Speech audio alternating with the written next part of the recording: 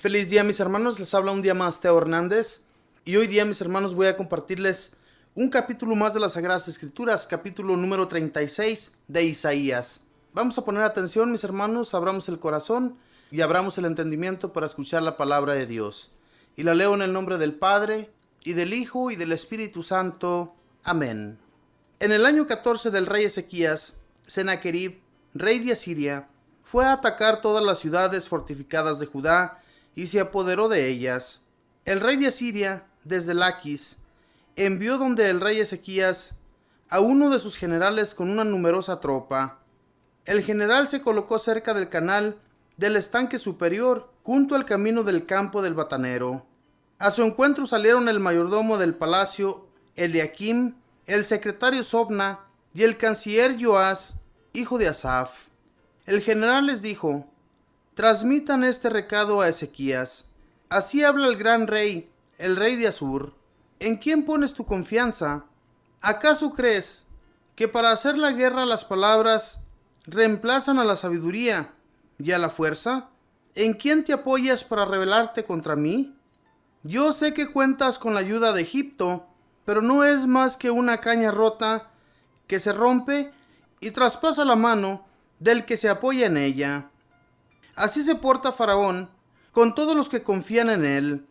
Ustedes tal vez me dirán: nosotros solamente hemos confiado en Yahvé, pero no son justamente sus altares y sus lugares altos los que ha suprimido Ezequías, diciéndole a la gente de Judá y de Jerusalén: ustedes se postrarán solamente delante de este altar.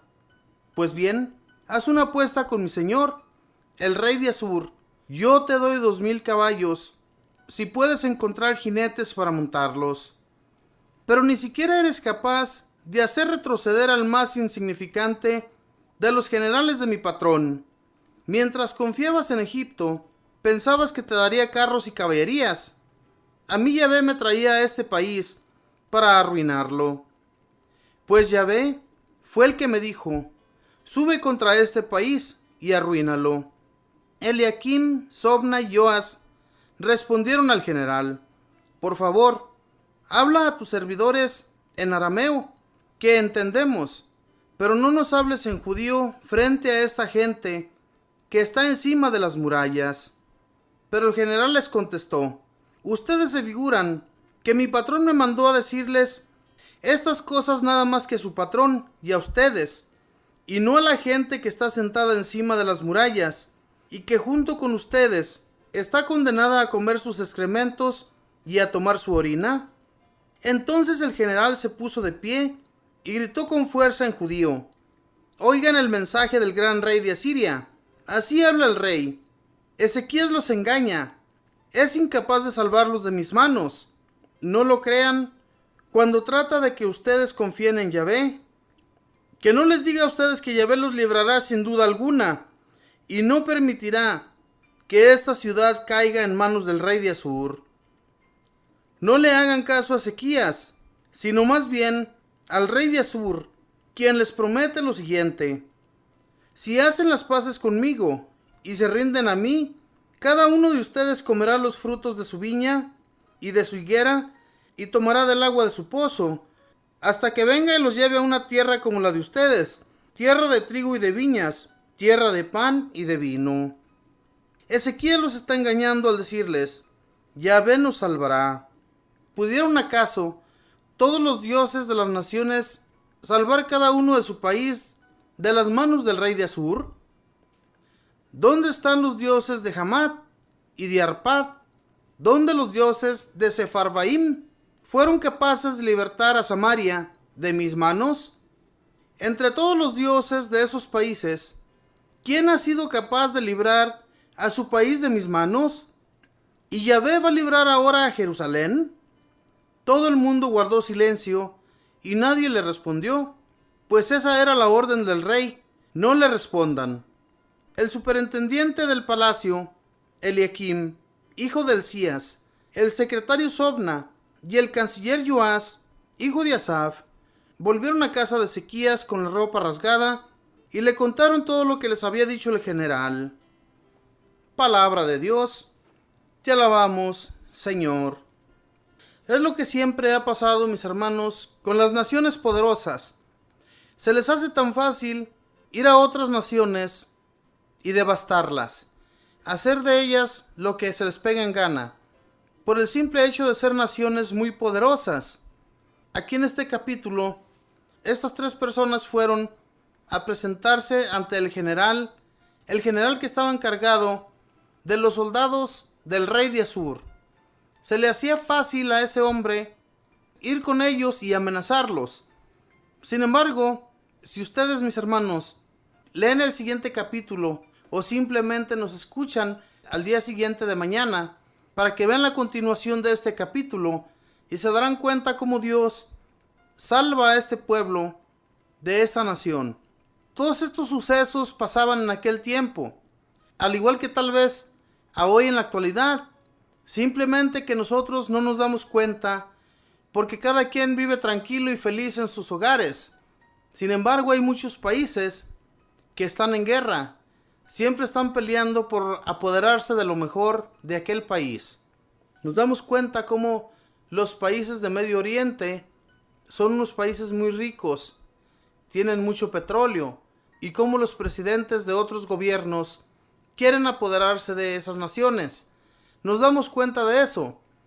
Sin embargo, aquí, mis hermanos, en aquel tiempo no hablábamos de armamento nuclear como hoy en la actualidad.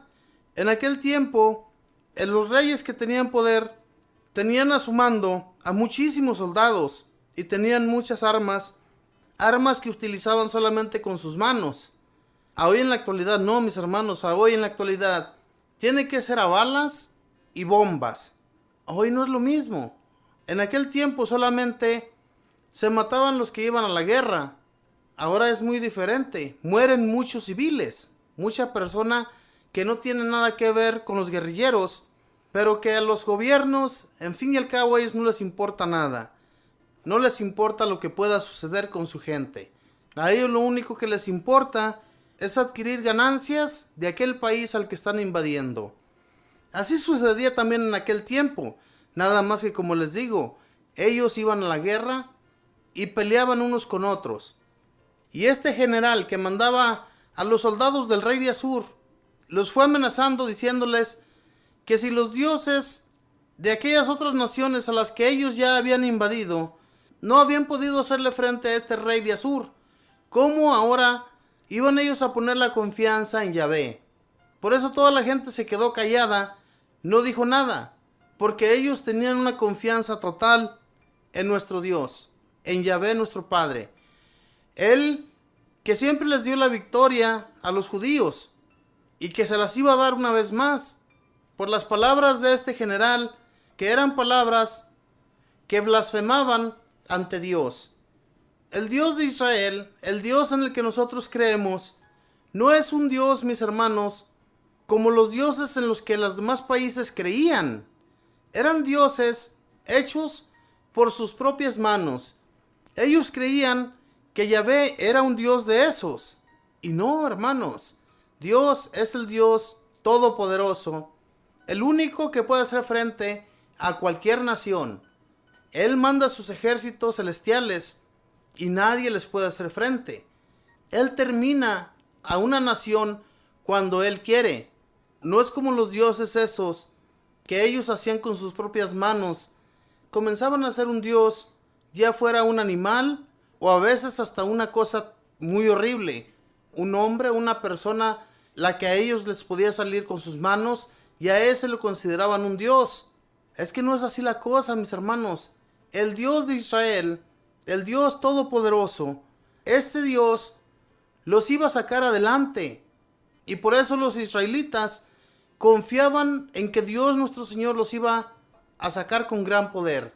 No iba a permitir que este rey de Asur y sus soldados llegaran e invadieran a esta nación. Porque Dios, mis hermanos, protegía a la nación de Israel. Nunca permitió que fuera devastada por las demás naciones. Claro que cuando el pueblo pecaba, cuando el pueblo caía en el pecado, pues obviamente que el Señor los iba a abandonar por un tiempo. Y por eso es que permitía que muchas naciones a veces llegaran e invadieran a Israel por esa causa, por ser tan pecadores como también lo somos nosotros hoy en la actualidad. Somos tan pecadores que si un día, mis hermanos, en la ciudad en la que nos encontramos, llega alguna calamidad o alguna destrucción a la ciudad, no vayamos a preguntar por qué sucedió. Si sabemos bien que el pecado que hemos cometido ante Dios ha sido grandísimo, ¿cómo nos va a mandar Dios calamidades, enfermedades, en fin, tantas cosas que suceden, si nosotros nos merecemos eso y más? Por eso, lo que sucede, mis hermanos, cuando llegan diferentes virus, diferentes enfermedades, cuando todo esto pasa, no sabemos el por qué no puede ser detenido, porque tantas vacunas, tantas cosas que los científicos llegan a hacer, pero que al fin de cuentas no sirven de nada, y así, mis hermanos, pueden destrozarse la mente tratando de encontrar una medicina o la curación total para una enfermedad. No la van a encontrar, porque Dios nuestro Señor no lo quiere así, porque Dios nuestro Señor está dándole su merecido a esa ciudad, a esa nación, la que siempre ha estado pecando ante Él. ¿Cuántos pecados no hemos cometido nosotros para que nos merezcamos lo que nos sucede? Hermanos, todo lo que nos viene a la vida es por eso, porque Dios quiere que volvamos a su camino, quiere que le sigamos de nuevo, no quiere que volteemos para atrás, sigamos adelante, viendo para dónde Él va, porque al fin de cuentas, mis hermanos, el día que partamos de aquí, vamos a ir ante Él. Ese es el camino que debemos seguir, y no desviarnos ni un solo instante de Él, sino que continuar hasta que veamos el final. Ese final que no va a ser final, sino va a ser una nueva vida que vamos a continuar por una eternidad. Por eso, hermanos, echémosle ganas. En aquel tiempo no se hablaba de esto. A hoy que nuestro Señor Jesús vino y nos enseñó la buena nueva de la resurrección, entonces vamos a luchar para ganarnos esa tierra prometida. Y no como en aquel tiempo, mis hermanos, en el Antiguo Testamento, ellos no conocían nada de esto, solamente lo que les hablaban los profetas. Y los profetas les daban a entender, ¿verdad?, que había una vida nueva, una vida eterna. Pero ellos no entendían, no querían hacer caso. Nunca hicieron caso de los profetas. Y los profetas, mis hermanos, eran personas enviadas por Dios. Dios les daba visiones y sueños para que ellos le anunciaran al pueblo lo que sucedería en un futuro. Pero las personas estaban totalmente dormidas. No creían y no les importaba creer. Ojalá y nosotros hoy en la actualidad no nos encontremos de la misma manera, sino que Dios nos encuentre listos, despiertos para cuando Él venga. Que Dios les bendiga, que pasen un feliz día.